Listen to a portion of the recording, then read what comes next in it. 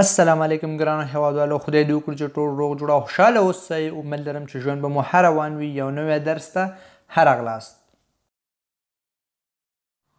نن زموږ درس دی د درې کلمو په باره کې. دوپوی، ایلیا، سافې، کو. دا درې کلمې څه معنا لري، چیرته او څنګه استعمالیږي، د دې درې واړو په منځ کې فرق څه دی او د دې د استعمال په منځ کې څه فرق دی، کله څنګه او چیرته استعمالولی شو، دا ټول په دې درس کې تاسو لپاره تشریح کوم. ویډیو تر آخره راسره وګورئ، انشاءالله ډېر ښه به ورباندې پوه شئ. لومړی دوپوی. دوپوی معنا راهیسې یا له، دا دواړه معناګانو لپاره استعمالیږي. دوپوی د یو هغه عمل لپاره موږ استعمالولی شو کوم یو عمل چې په تېر کې شروع شوی دی اوس هم جریان لري، یعنی هغې د وخت یا مودې ښودلو لپاره استعمالیږي. Depuis indique l'origine d'une action qui continue encore quand je parle. Depuis indique l'origine d'une action qui continue encore quand je parle. Depuis د یو هغه عمل د وخت یا مودې د ښودلو لپاره استعمالیږي کوم چې موږ کوم وخت کې خبرې کوو په هغه وخت کې هم جریان لري، یعنی د کوم عمل چې خبرې کوو هغه عمل په دې وخت کې هم جریان لري، یعنی د خبرو کولو په وخت کې هم موجود وي. اوس په دې مثالونو کې وګورئ چې صحیح ورباندې پوه شئ. لومړی مثال: Catherine fait de la danse classique depuis 10 ans. Catherine fait de la danse classique depuis 10 ans. Catherine fait de la danse classique depuis 10 ans. Catherine کلاسیک نڅا کوي لس کاله راهیسې، یا لس کاله کیږي چې یا لس کاله راهیسې کاترین کلاسیک نڅا کوي، یعنی هغه عمل لس کاله مخکې شروع کړی دی، یعنی نڅا کول لس کاله مخکې شروع کړی دی، خو لیکن اوس هم نڅا کوي، عمل اوس هم جریان لري، نو په دغه وخت کې دوپوی استعمالیږي. دویم مثال: Depuis quand habitez-vous dans cette maison? Depuis quand habitez-vous dans cette maison? Depuis quand habitez-vous dans cette maison? له کوم وخت راهیسې تاسو په دې کور کې اوسیږئ، یعنی په دې کور کې اوسیدل دا عمل په تیره کې شروع کړی، یعنی په تیر وخت کې په دې کور کې اوسیدل یې شروع کړی، اوس هم اوسیږي، اوس هم په همدې کور کې موجود دي، نو دې له خاطره دوپوی استعمالوو. له کوم وخت راهیسې تاسو په دې کور کې اوسیږئ. دریم مثال: Mon cousin m'a envoyé de nombreuses cartes postales depuis qu'il est allé vivre au Canada. Mon cousin m'a envoyé de nombreuses cartes postales depuis qu'il est allé vivre au Canada. Mon cousin m'a envoyé، زما تره زوی ما ته لیږلي دي، de nombreuses cartes postales، یعنی ډېر کارت پوستالونه، یعنی ډېر پوسټونه یې راته لیږلي دي. Depuis له هغه وخت راهیسې qu'il est allé vivre au Canada، له هغه وخت راهیسې چې هغه کاناډا ته د اوسېدلو لپاره تللی دی، یعنی کوم ورځې څخه چې هغه کاناډا ته اوسېدلو لپاره تللی دی هغه ورځ نه تر اوسه دې ته ډېر کارت پوستالونه یې لیږلي دي، یعنی اوس هم لیږي، دا عمل اوس هم موجود دی. څلورم مثال: Depuis quand cette boutique est-elle ouverte? Depuis quand cette boutique est-elle ouverte?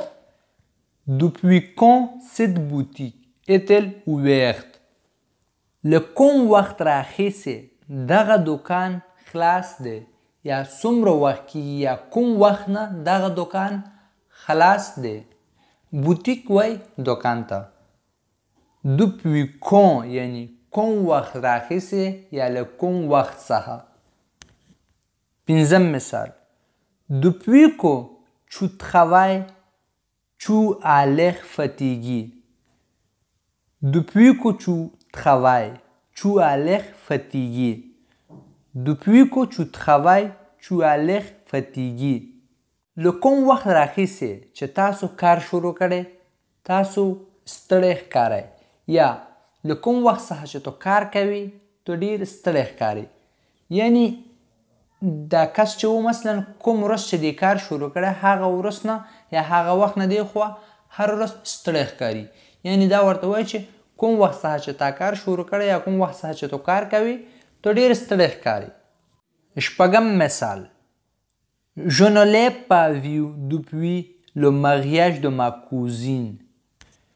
Je ne l'ai pas vu depuis le mariage de ma cousine. Je ne l'ai pas vu. ما هغه نه دی لیدلی. Depuis le mariage de ma cousine.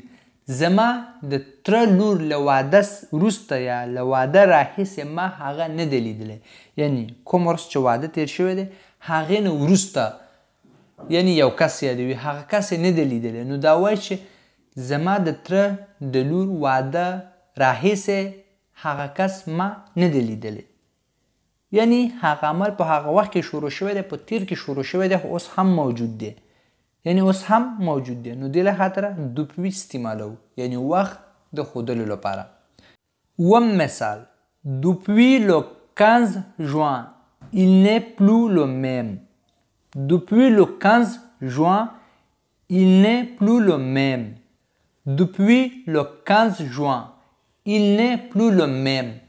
یعنی 15 جون څخه یا جون د میاشتې 15 تاریخ راهیسې هغه یو قسم نه دی یعنی 15 تاریخ وروسته یا 15 تاریخ راهیسې هغه یو قسم نه دی یعنی بدل شوی دی دویم Il y a. Il y a indique un moment dans le passé en référence au moment où on parle. Il y a indique un moment dans le passé en référence au moment où on parle. Il y a mana morke. Il y a mana morke. ایلیا په حال زمانه کې اشته معنا ورکوي خو لیکن مونږ دلته د اشته معنا په باره کې خبرې نه کوو مونږ هغه معنا په باره کې خبرې کوو چې د یو وخت ښودنه کوي یعنی ایلیا په تیر زمانه کې یا تیر وخت کې مخکې معنا ورکوي ایلیا معنا مخکې ایلیا د یو هغه عمل ښودنه کوي کوم عمل چې په تیر زمانه کې شروع شوی دی په تیر زمانه کې ختم شوی دی هغه عمل اوس موجود نه دی کوم وخت کې چې د هغه عمل په باره کې مونږ خبرې کوو په دې وخت کې هغه عمل موجود نه دی هغه عمل مخکې ختم شوی دی نو دې له خاطره په دغه وخت کې مونږ ایلیا استعمالوو یعنی ایلیا 5 ans یعنی 15 کاله مخکې ایلیا معنا مخکې اوس په دې مثالونو کې وګورئ لومړی مثال Il y a 12 ans on vivait à Paris Il y a 12 ans on vivait à Paris. Il y a 12 ans, on vivait à Paris. 12 کاله مخکې موږ په پاریس کې اوسېدلو. Il y a 12 ans, 12 کاله مخکې on vivait à Paris. موږ په پاریس کې اوسېدلو. یعنی مخکې معنا ورکوي. صحیح شو؟ دویم مثال. Il y a une semaine, j'ai acheté ce portable dans votre magasin et aujourd'hui, il ne marche plus.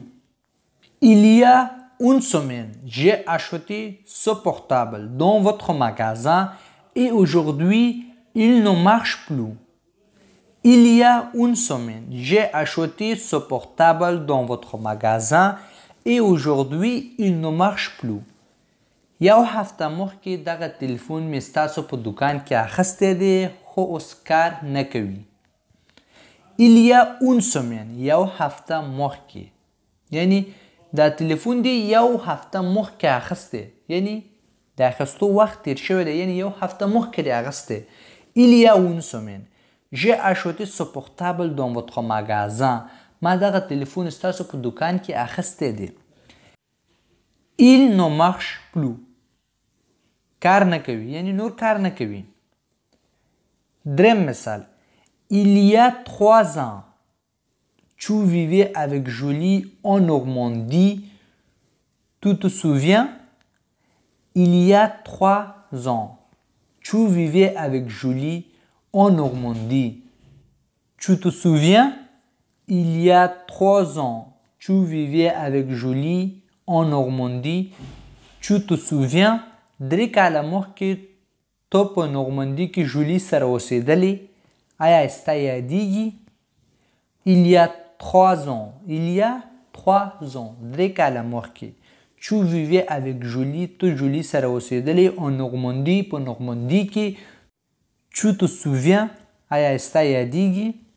څلورم مثال. Les voisins ont déménagé il y a 5 mois. Les voisins ont déménagé il y a 5 mois. Les voisins ont déménagé il y a 5 mois.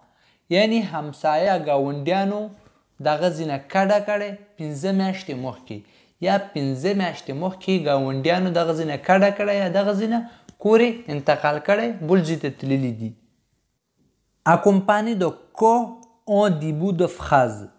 Il indique comme depuis la durée. کله چې د جملې په لومړي سر کې il y a کو سره یو ځای راشي نو دا هم د دوپوي معنا ورکوي. کله چې il y a کلمه کو سره یو ځای د جملې په لومړي سر کې راشي بیا il y a هم د دوپوي معنا ورکوي. اوس په دې مثال کې وګورئ. Il y a 2 mois que je ne mange plus de chocolat. Il y a 2 mois que je ne mange plus de chocolat. Il y a 2 mois que je ne mange plus de chocolat. یعنی 2 میاشتې کېږي یا 2 میاشتې راهیسې زه نور شکلات نه خورم. یعنی 2 میاشتې مخکې دا عمل شروع کړی اوس هم جریان لري. یعنی 2 میاشتې کېږي چې شکلات نه خوري. نو په دغه وخت کې il y a 2 mois que یعنی داسې هم ویلی شو depuis 2 mois ځکه il y a que چې د جملې په لومړی سر کې راشي دا د depuis معنا ورکوي. دریم ça fait que ça fait que ça fait que هم د depuis معنا ورکوي. ça fait que depuis دواړه یو معنا ورکوي. یعنی ça fait que له راهیسې دواړو لپاره استعمالیږي لکه څنګه چې دوپوي استعمالیږي هماغسې ça fait que هم استعمالیږي. Ça fait est toujours accompagné de que. Il se trouve en début de phrase et indique comme depuis la durée en référence au moment où on parle. Ça fait est toujours accompagné de que. Ça fait چې د همیشه کو کلمې سره یو ځای راځي. Il se trouve en début de phrase. یعنی د همیشه ça fait que د جملې په لومړي سر کې راځي. Et indique comme depuis la durée en référence au moment où on parle. کله چې دا د جملې په لومړي سر کې راشي دا هم د دوپوي غوندې معنا ورکوي. یعنی د هغه وخت ښودنه کوي چې په تیره کې شروع شوی دی اوس هم موجود دی. یعنی ça fait que د جملې په شروعات کې راځي او معنا یې دوپوي دی. لومړی مثال. Ça fait 2 mois que je ne mange plus de chocolat. Ça fait 2 mois que je ne mange plus de chocolat. یعنی 2 میاشتې راهیسې زه شکلات نه خورم. دا داسې هم لیکلی شو. Je ne mange plus de chocolat depuis 2 mois. Je ne mange plus de chocolat depuis 2 mois. 2 میاشتې راهیسې زه شکلات نه خورم. ځکه ça fait que معنا depuis دی. کله چې د جملې په لومړي سر کې ça fait que راشي نو هغې په ځای موږ depuis هم استعمالولی شو. دویم مثال. Ça fait 2 mois que je n'écoute pas de musique. Ça fait 2 mois que je n'écoute pas de musique. Ça fait 2 mois que je n'écoute pas de musique. 2 میاشتې کېږي چې یا 2 میاشتې راهیسې زه موزیک نه اورم. Ça fait au moins 2 heures que je cherche ce livre. Ça fait au moins 2 heures que je cherche ce livre. کم از کم 2 ساعته وشو یا کم از کم 2 ساعته راهیسې زه دغه کتاب لټوم. Ça fait que معنا depuis. دا زمونږ درس و. که چیرې ویډیو مو خوښ شوی وي نو لایک او شیر کړئ چې نور ملګري هم وویني. چینل سبسکرایب کړئ. کله چې یو نوی درس شیر کړو نو تاسو لپاره یو خبرداری یا نوټیفیکیشن درشي او درس ووینئ.